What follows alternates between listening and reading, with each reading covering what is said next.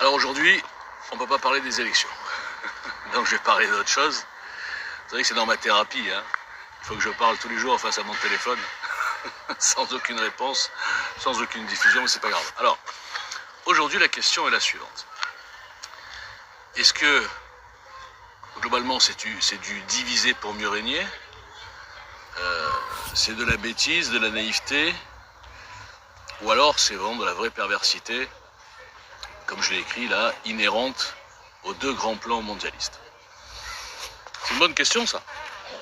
Alors déjà, en préambule, je vous invite vraiment, pour une fois, faites-moi plaisir, essayez de lire et d'écouter le thread que j'ai mis en tout épinglé là, ici sur mon compte. Vraiment, je crois qu'en 30 minutes, je fais un véritable bilan, panorama, et même une projection sur des solutions. Alors je sais, hein, je le dis tous les jours, je sais, je comprends que je ne sois pas crédible. C'est logique. Je ne passe pas la télé, je ne suis pas un énarque, je ne suis même pas un intellectuel. Je suis comme vous. Et donc, mais faites un effort quand même. Parce que là, c'est quand même pas normal que j'ai si peu de vues, aucun commentaire, alors que je dis des choses où vous êtes, à mon avis, hein, à 80% d'accord. Je parle bien des gens lucides, des patriotes, des souverainistes, des gens qui aiment la France. Je parle bien sûr pas des fous alliés qui votent insoumis. Voilà, il faut pas que je parle d'élection. Pardon, bon bref. Donc, la question est la suivante. Est-ce que ces associations antiracistes qui ont été lancées par les socialo-progressistes, par les socialistes, par Julien André, enfin toute cette espèce de gauche caviar, dans les début des années 80, 83 je crois, ou 84, 83 je sais plus, bon, 83, ouais. Eh bien, est-ce que ces associations antiracistes, qui se sont bien sûr multipliées à coups de subventions, etc., ont soigné, je dis bien soigné, un seul raciste, c'est-à-dire le raciste, c'est pas comme on nous dit toute la journée dès qu'on dit un truc, ah t'es raciste, non, c'est le raciste, c'est le mec, je suis désolé, un petit peu malade quand même, faut dire la vérité, qui a un rejet des Noirs ou un rejet des Arabes, il est paniqué le mec, hein, il a peur, ou un rejet des Juifs parce qu'on lui a dit qu'ils dominaient le monde, tout ça. Un vrai raciste. Il y en a quand même, pas exagéré, faut pas dire qu'il n'y a pas de racisme. Bon. Dans tous les sens, mais là je parle des racistes blancs, hein, parce qu'on a le monopole, il paraît. Eh bien, est-ce que ces associations ont soigné un seul raciste? Est-ce qu'un seul type, en écoutant parler tous Harlem Désir, Sopo, enfin tous ceux qui se sont succédés, il a dit ah bah finalement je suis plus raciste? Ou alors toutes les actions qu'ils ont lancées contre tout et n'importe quoi, un type qui se déguise en basketteur noir, rappelez-vous Griezmann, un type qui se déguise en basketteur noir dans un bal masqué, ah c'est un raciste anti-noir, mais voilà, bon, ce genre de délire, il y en a eu plein. Hein, bon. Eh bien, non. On sait bien qu'en 40 ans, ces associations n'ont fait que non seulement coûter une blinde, coûter beaucoup d'argent pour rien, mais surtout sont devenues des associations communautaristes et qui finalement sont aveugles sur un certain type de racisme. Ces gens-là se sont retrouvés finalement, bon, le racisme anti-juif, ils s'en foutent. Bon. Donc, vous comprenez bien que, puisqu'on nous dit que ce sont des sachants qui réfléchissent à notre place, tout le monde est bête, hein, les fameux énarques, tout ça, c'est quand même bizarre, parce que n'importe qui aurait dû dire dans la réunion, là, eh les gars, si on fait ça, et qu'ils vont commencer à faire des actions un peu dans tous les sens et tout, ça va créer au contraire des racistes, non pas des racistes comme les fous que j'ai dit tout à l'heure, mais des racistes, c'est pas tout à fait le mot, enfin un certain rejet d'exaspération.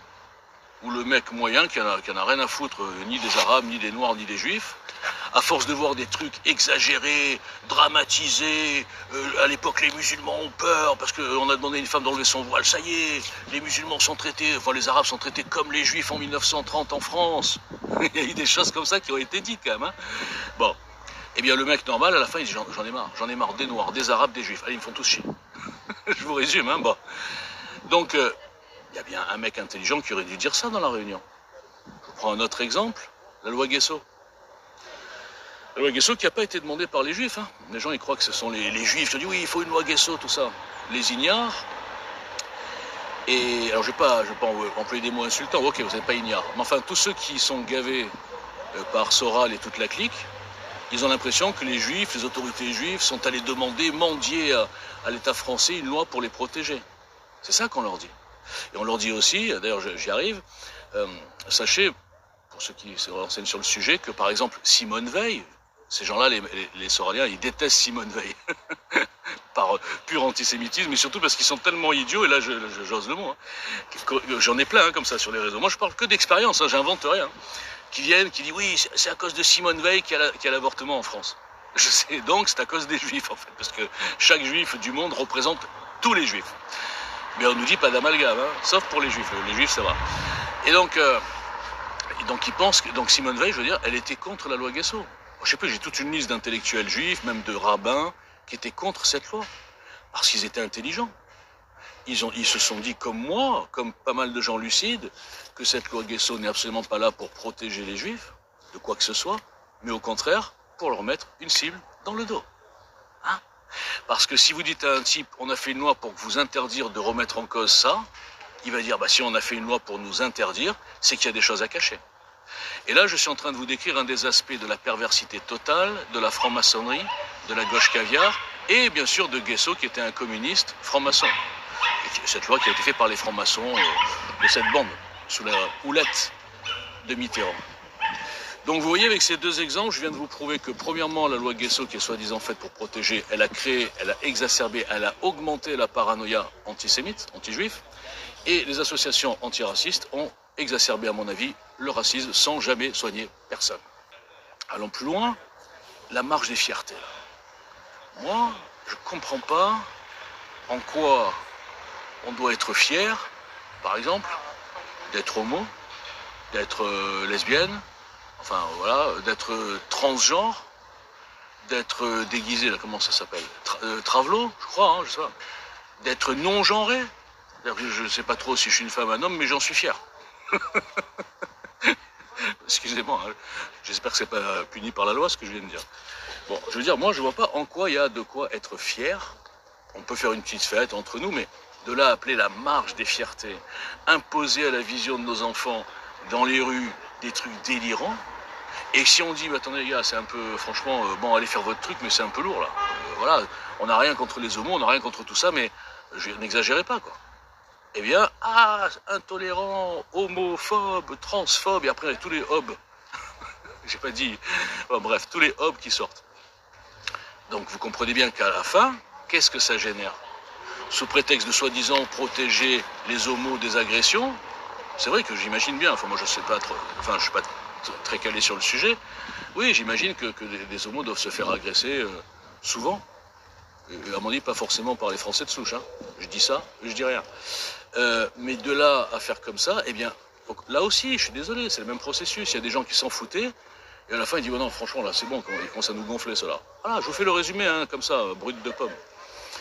Donc avec ces trois exemples, on se dit, attendez, c'est pas fini. Après, on va parler un petit peu des outils fabriqués par Soros, par exemple, ou financés, pas fabriqués, financés.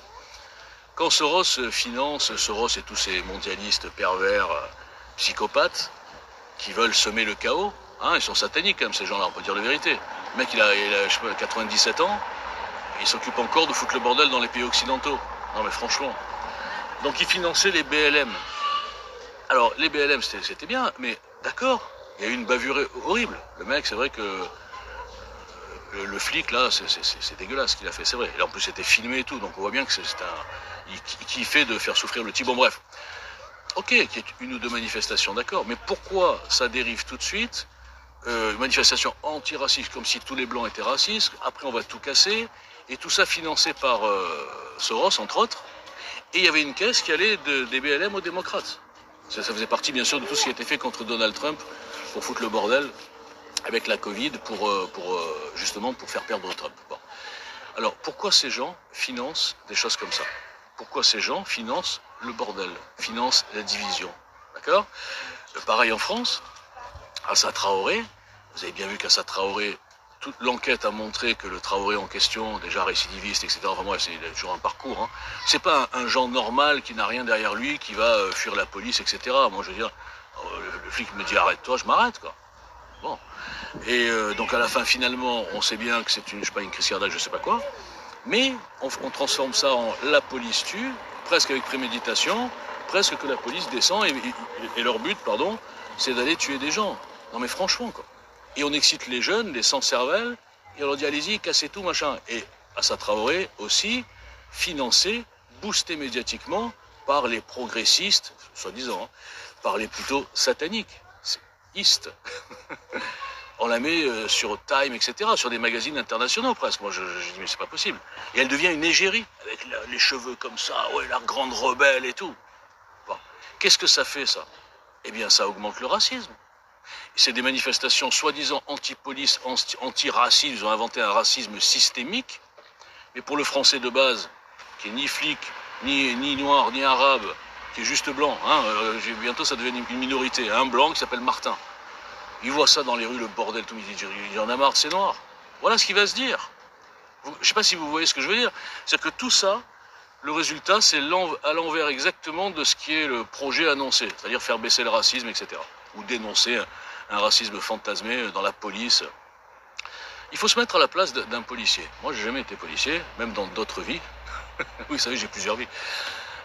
Mais je me dis, si tous les jours, je me fais insulter, menacé par toujours les mêmes profils. Les gens qui n'obéissent pas quand j'en dis m'arrêter par, je suis désolé, toujours les mêmes profils. À la fin, même si je suis pas raciste du tout à la base, j'en ai marre. Et peut-être que quand il va y avoir un truc, je vais peut-être, à un moment donné, ça va sortir. Quoi. Alors je dis pas de tirer sur le mec, hein, mais bon, ça va sortir. Et c'est pas que je suis, à la base, moi, le policier raciste, comme ça, comme j'ai dit tout à l'heure en début d'intervention, là. Non. C'est que à force de voir les mêmes trucs avec les mêmes profils, les mêmes insultes, et nique ta mère, et voilà, Wakbar, et sur le courant de la mer, je te retrouve, machin, on va venir. Va, quoi. Mais pour qui se prennent ces gens quand on réfléchit? Il est où le vrai racisme, en vérité? Le vrai racisme, il est motivé, il vient souvent d'Africains, d'immigrés, de migrants, de musulmans, certains bien sûr, souvent racailles, hein, c'est pas non plus le monsieur tout le monde, qui veulent se venger. Et là, on revient à ce que je disais dans pas mal de mes interventions.